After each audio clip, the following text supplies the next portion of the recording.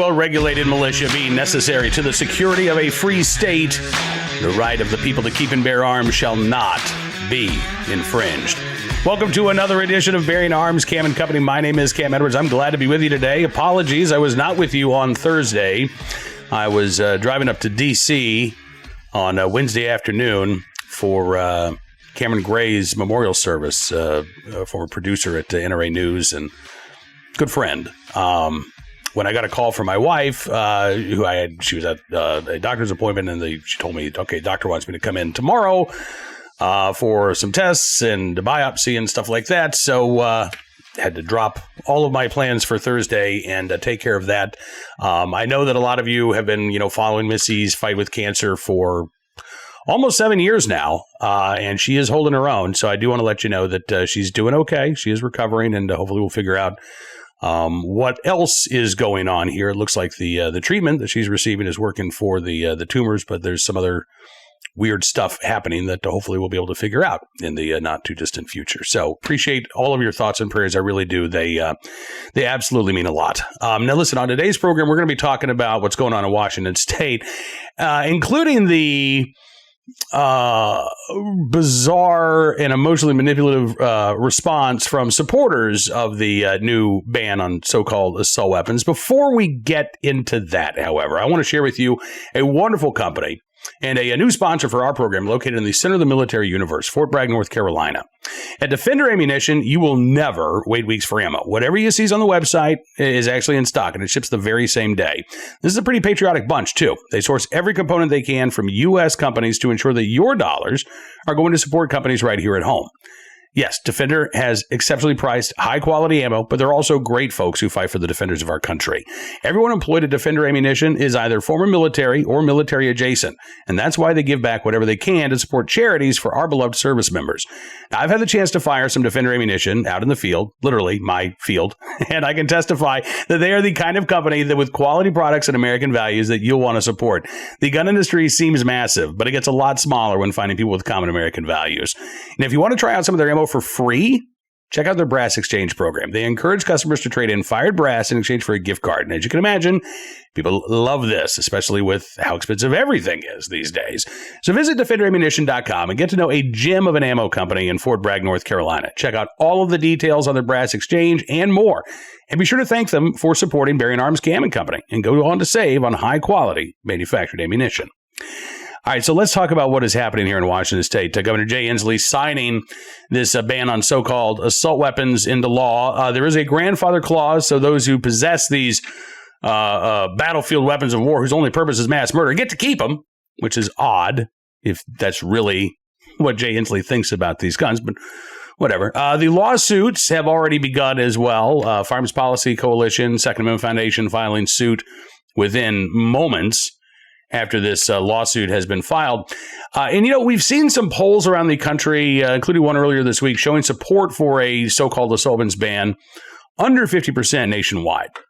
So it's interesting that you are seeing supporters of this ban, at least some of them in Washington State, sound awfully defensive about what's going on here, including this opinion piece from, I believe this was the Tacoma News Tribune's Matt Driscoll, who says that the anger over the assault weapons ban in Washington State is not just about gun rights.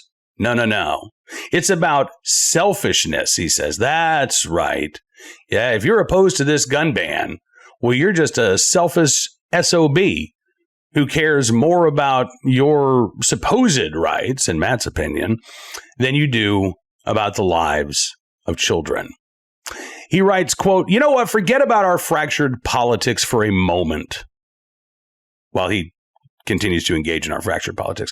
And instead, he says, consider what Washington's newest gun law will actually do. Just as important, contemplate the little it asks of citizens in return. In light of the tragedies we've seen time and time again, is there anything radical about Washington's ban on the sale of assault weapons? Of course not, he says. There's just a litmus test. Either you believe that your perceived individual freedoms outweigh the overall safety of society and our children, or you don't. It's that simple. It is, of course, not that simple. I say that as a father of 5. I say that as somebody who has covered Second Amendment issues for nearly 20 years. I say that as somebody who grew up in Oklahoma and as a tween remembers the news about the Edmond Post Office massacre, the worst case of workplace violence in U.S. history, in which semi-automatic handguns, not so-called assault weapons, were the weapon of choice for that killer. I have lived through the coverage of Columbine. I have studied the FBI's active shooting report for 2021, which showed that most mass shootings or active shooter incidents were committed by individuals using handguns, not so-called assault weapons. So no, I reject the idea, first of all, that these gun bans are going to make us safer, because I don't believe that we can ban our way to safety. I certainly don't believe that we can ban our way to safety by banning commonly owned rifles that are rarely used in crimes. It has nothing to do with selfishness. Even if I didn't own an AR-15 or multiple AR-15s, I would be opposed to these bans because I don't think that they are effective. In fact, I think they pay lip service to public safety. They allow politicians to say they're doing something without getting serious about fixing our criminal justice system, our mental health system, or dealing with repeat violent offenders. Driscoll quotes Governor Jay Inslee, who said these weapons of war, assault weapons, have no reason other than mass murder. Their only purpose is to kill humans as rapidly as possible in large numbers. Well, again, if that was the case, then why are police exempt from Washington's gun ban? If the only purpose, according to the governor, is to facilitate mass murder, why on earth are we ensuring that police officers have AR-15s and other so-called assault weapons? Again, if the only purpose is to facilitate mass murder, does Governor Inslee want law enforcement to commit mass murder? Or could it be that, in fact, there are other reasons to own an AR-15 other than I want to kill as many people as possible? The answer, of course, obviously, is yes, there are. There are something like 25 million modern sporting rifles in this country, owned by, again, millions of law-abiding Americans.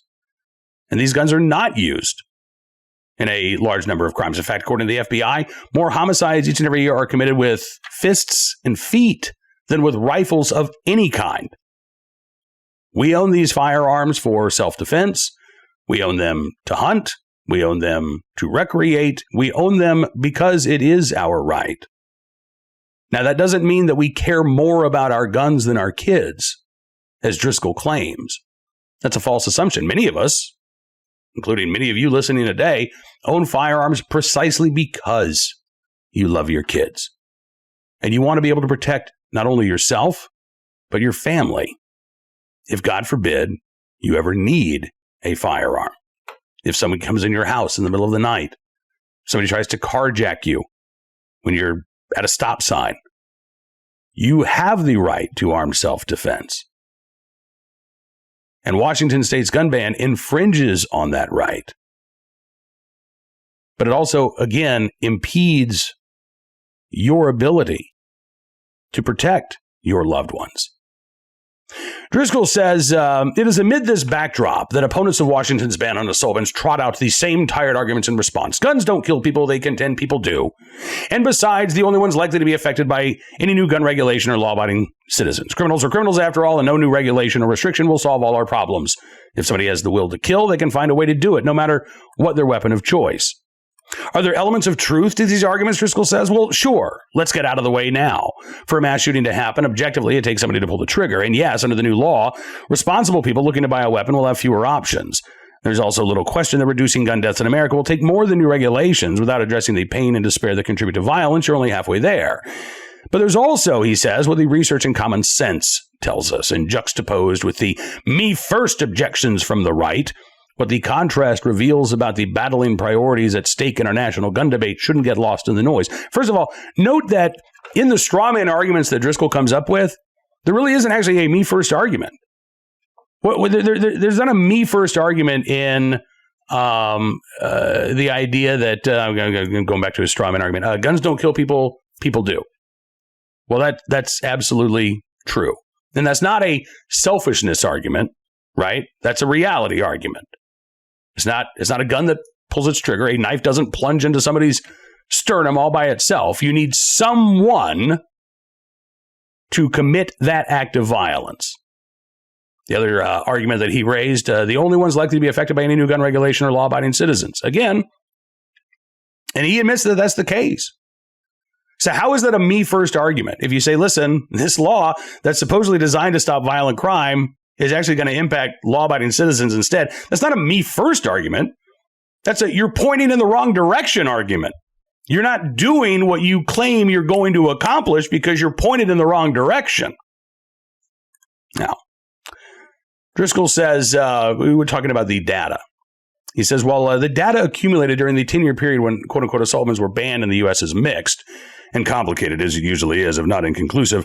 Researchers generally agree on 2 points. I love all of the caveats he has to put in place, right? Okay, so the data's mixed and it's inconclusive, but researchers generally, which means that not all researchers agree on this, but he says that researchers generally agree on 2 points. Americans were less likely to die during a mass shooting when, quote-unquote, assault weapons were banned. And among developed countries, the United States, with its lax laws and politicized cultural gun fetish, suffers from a much higher rate of gun deaths than most. Logic tells us that access to guns and the widespread availability of weapons like AK-47s plays a part, acting as an accelerant. There are many ingredients in a tragedy. If you subtract one of them, even every other time, it saves people's lives. So in other words, under Matt Driscoll's theory, every gun control law is valid. Every gun control law is useful, and particularly if it restricts the ability of law-abiding citizens to access their Second Amendment rights. Because at the end of the day, according to Matt Driscoll, that's the only way that we can reduce violent crime, or at least the single most effective way, is to infringe, again, on people's right to defend themselves. Now, we can and will disagree with those assertions. The United States actually has a higher homicide rate for non-gun involved homicides than most developed nations too. It's not really something to brag about, but it is still the truth. So yes, even if you were somehow managed to eradicate 400 million privately owned firearms in this country, our homicide rates would still be higher than those of, Western Europe, which again suggests that maybe the problem isn't the inanimate object, but the individuals who are perpetrating these violent crimes. I think it's also ridiculous to say that, listen, if we just have new gun laws, then it makes the problem go away. It doesn't. Look at our southern neighbor. Mexico has one gun store. One. That's it. It's located on a military base.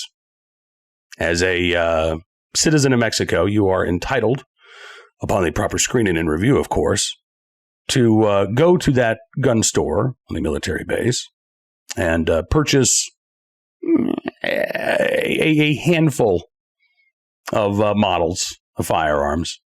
Not really what a U.S. gun store looks like. Meanwhile, the homicide rate in Mexico is about 5 times that of the United States, despite all of those gun control laws. So why does Driscoll think that if we somehow manage to eradicate legally owned firearms, that we would look more like France or Belgium than Mexico? Because I don't think that's the case at all. Again, I think if you eradicate the ability of law-abiding citizens to exercise their Second Amendment rights in a nation with 400 million privately owned firearms, the criminals are going to be the ones left with the guns. They're not going to give them up. They're not going to go away.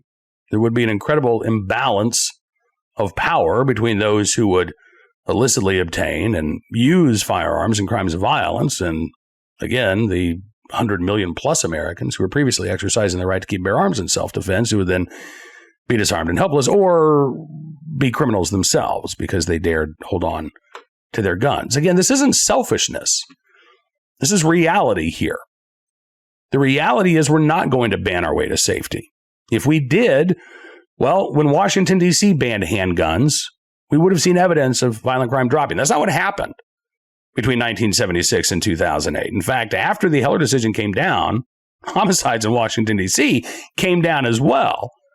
Chicago's handgun ban in place from 1982 to 2010 did nothing to stem the rise in violence in that city. In fact, the highest crime rates in Chicago history recorded at a time when handguns were banned in the city. Again, this isn't an argument about selfishness. Our Second Amendment rights matter.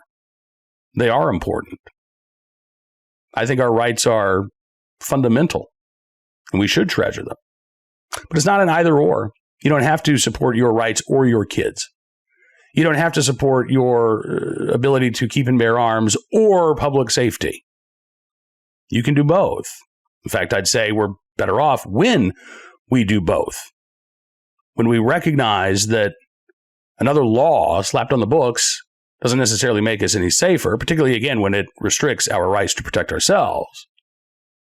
And instead, maybe take a look at how laws that are already on the books are being enforced. Take a look at the amount of plea deals that are offered on a daily basis.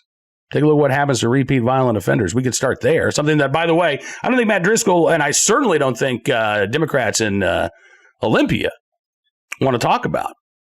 You know, it's fascinating. While Matt Driscoll's making this argument that, you know, if you don't support a gun ban, by God, you're selfish. You care more about your guns than kids. You're willing to see kids murdered. That's his emotionally manipulative argument, right? The only reason why anybody would be opposed to a gun ban is ultimately, at the end of the day, they don't give a damn about other people. They only care about themselves and their quote-unquote rights. So what would Driscoll say about another move that Washington State Democrats have made this year? A move to virtually decriminalize all drugs in Washington State. Not just marijuana, which, by the way, I'm firmly in support of, but all drugs.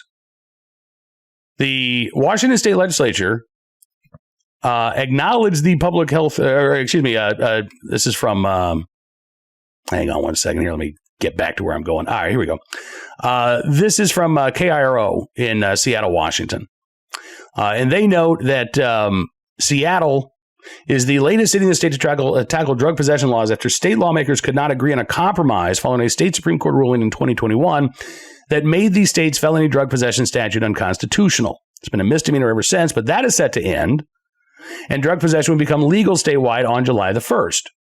And again, these same Democrats in Olympia who passed a ban on so-called assault weapons, which are not used in a lot of crimes in one state, have now voted through their inaction to decriminalize all drugs in Washington State, including drugs, by the way, that are responsible for an awful lot of deaths.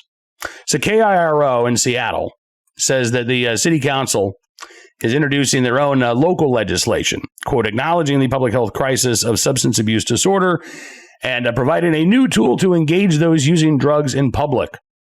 News release about the legislation noted that last year in Seattle, there were 589 overdose deaths, with the majority attributed to fentanyl and methamphetamine.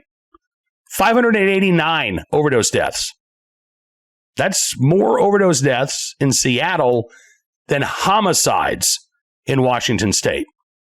Think about that for a second.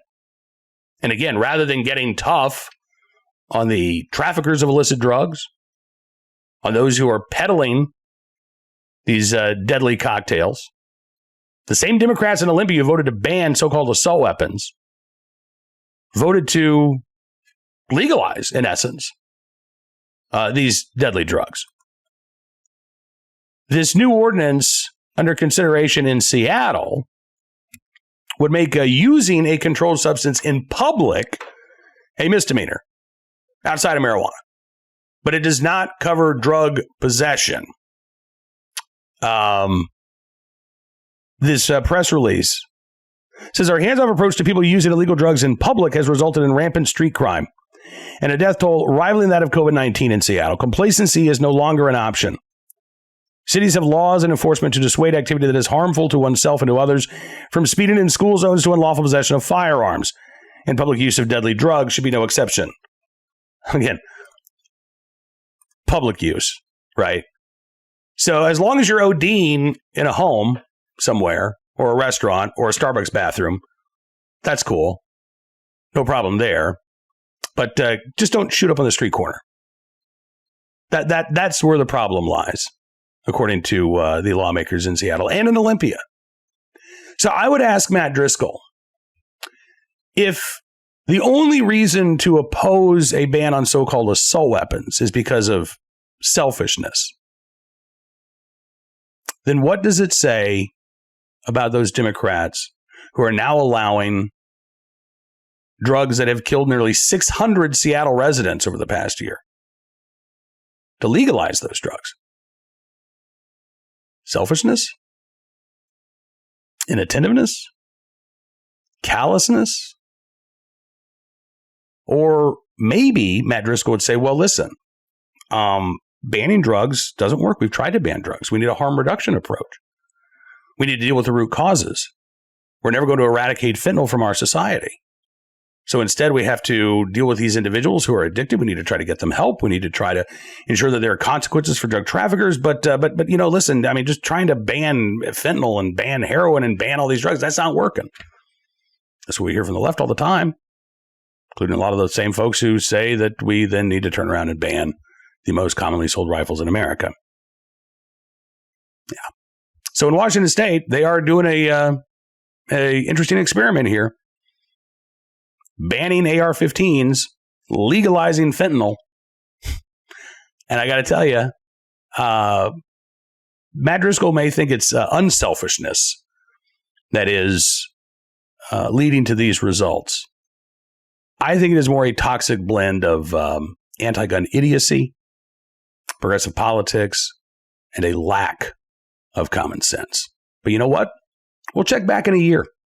We'll see what's happened to the drug overdose rates in Seattle, as well as what's happened to the homicide rates. And I got to tell you, I have a feeling that the legalization of fentanyl and other deadly drugs can have a much bigger impact than the new ban on so-called assault weapons in terms of public safety, and not, by the way, a positive impact.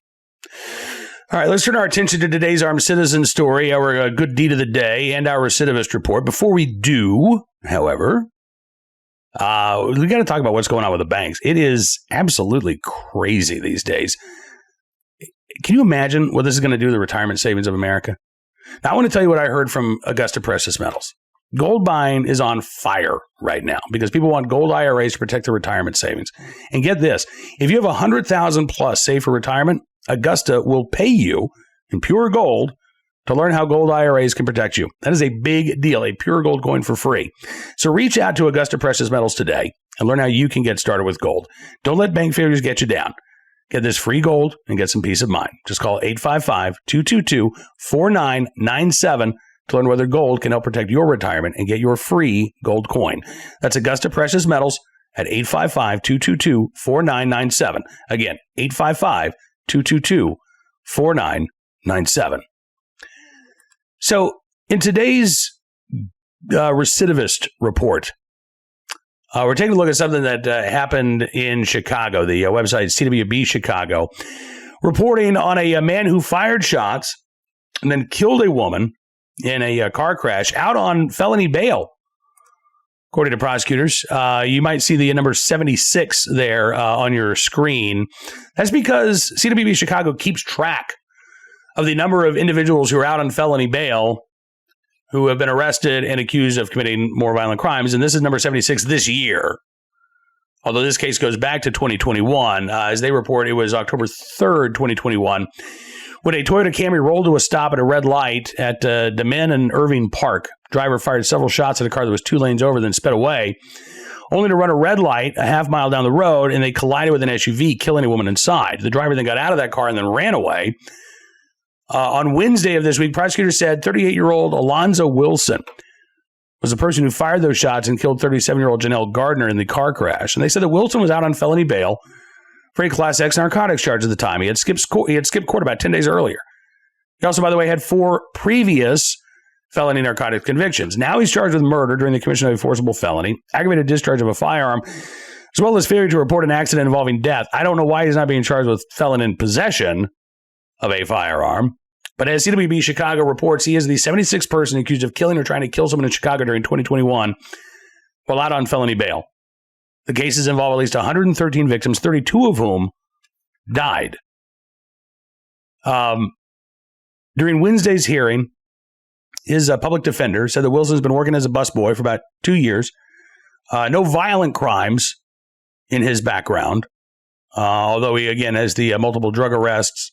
And when he was arrested, actually, on a warrant for a pending drug charge back in February, he was carrying another gun, even though, again, not eligible to carry one under existing state and federal law.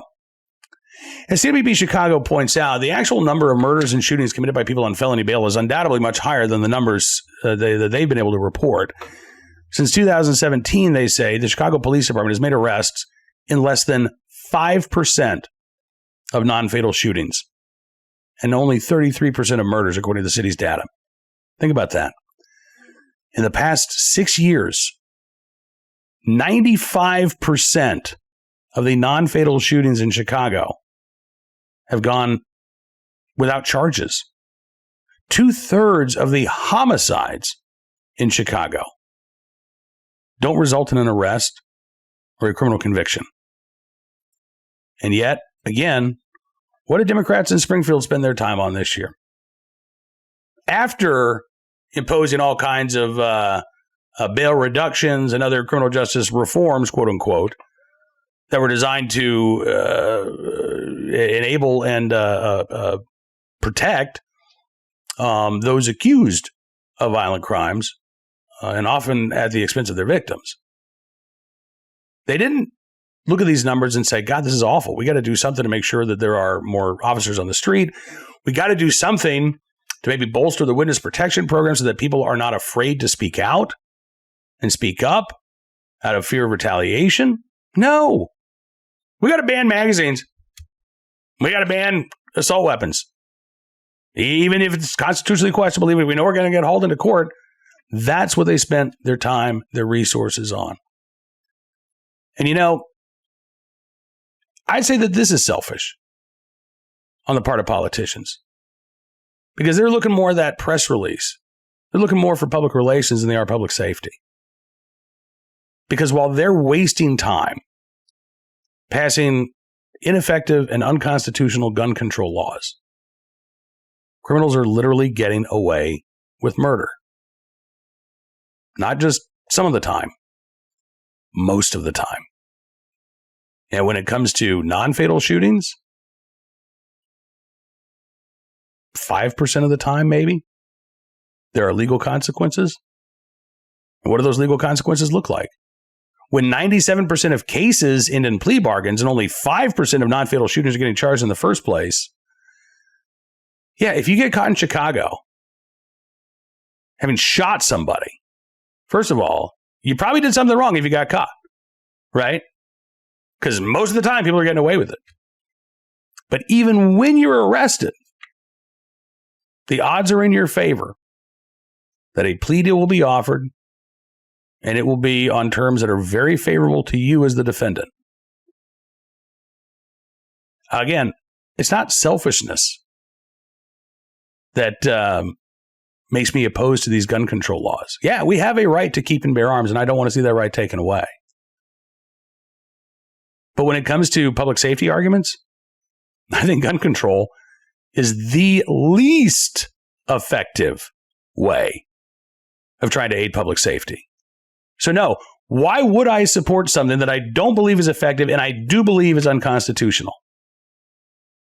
Especially when I know that there are better ways to address violent crime. There are better ways to deal with repeat offenders. There are better ways to protect the public than trying to ban our way to safety.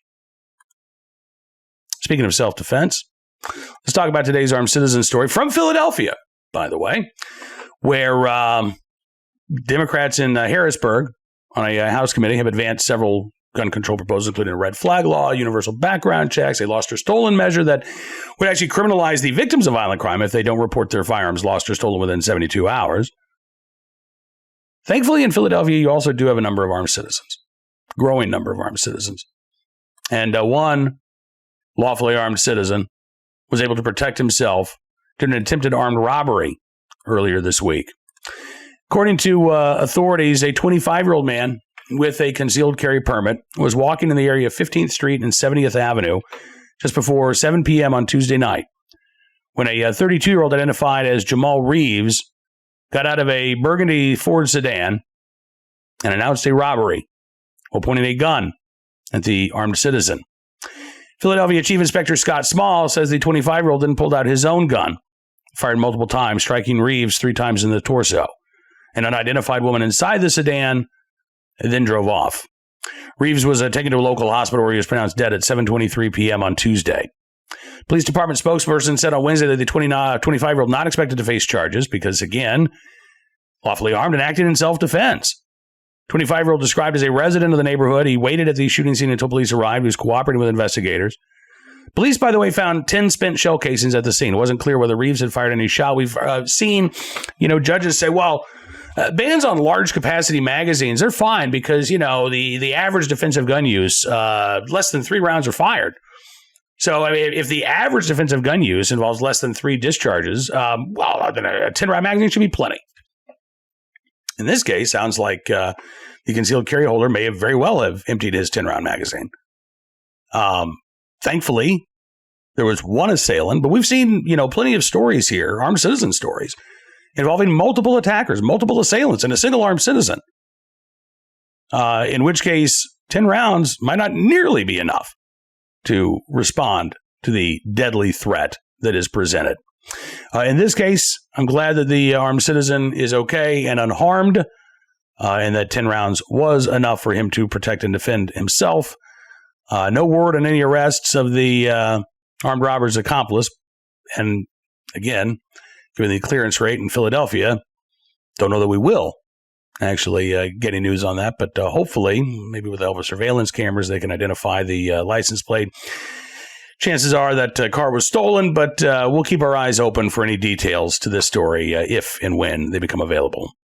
Finally today, our good deed of the day, in the right place, at the right time, willing and able to do the right thing. A South Carolina man in Chicago on a work trip, along with colleagues, ends up helping to save the life of another. This was a car accident caught on camera in the Chicagoland area. And again, thankfully, there were some good Samaritans, including Tanner Stutchin and 4 of his colleagues who saw what happened and were able to respond. They were on their way to meet a colleague for dinner on Monday night. They took a wrong turn, and they ended up on a highway.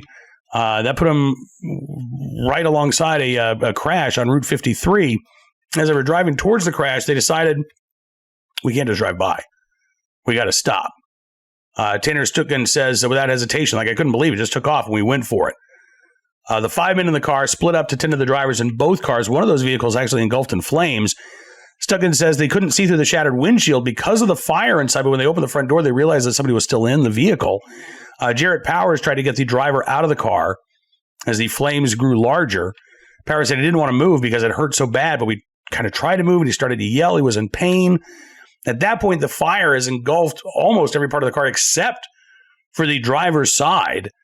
And the group able to pull the man out minutes before first responders arrived, before the flames took over the whole car and just fully engulfed that vehicle, undoubtedly saving that man's life. I'm sure that at the time he might not have appreciated what they were doing, given that it hurt. But again, if they hadn't done this, that car was fully engulfed by the time first responders arrived. If these guys didn't stop, the driver would be dead. Tanner Stutchin says, I would just hope that if it was ever one of my friends or family that was in a crash like this, that there would be people who would stop and help. I think we all hope that that would be the case. But I think we've also sadly seen so many stories where people just drive by. Or even worse, they stop, they get out of their car, but they pick up their phone and they start recording instead of helping. So yeah, in the right place, at the right time, but also willing and able to do the right thing. So these 5 individuals, Jarrett Powers, Tanner Stutchin, and the other 3 gentlemen who were just out to dinner, ended up saving a life. We thank you for your very, very good deed. All right, that is about all the time we've got for you in this edition of Bearing Arms Cam and Company. I want to thank you for being with us. Again, apologies for the confusion about yesterday, but glad to be back with you today and looking forward to being back with you again on Monday as well with more of the latest Second Amendment news and information from all across the nation. And, of course, in the meantime, you can always check out bearingarms.com. We got you covered throughout Friday and all weekend long as well. We've got some great posts by my colleagues Tom Knighton, John Petrolino, Ranjit Singh, as well as some posts from me. If you like what you see, also would encourage you to become a VIP member at Bearing Arms. Just go to bearingarms.com/subscribe. Use the promo code GUNRIGHTS and you can get a significant savings on your VIP membership. As our way of saying thanks for showing your support, we're going to give you exclusive content you won't find anywhere else. News stories and analysis that matters because your support matters. And we appreciate it very much. Have a great weekend. We'll see you back here Monday. Until then, be well, be safe, and be free.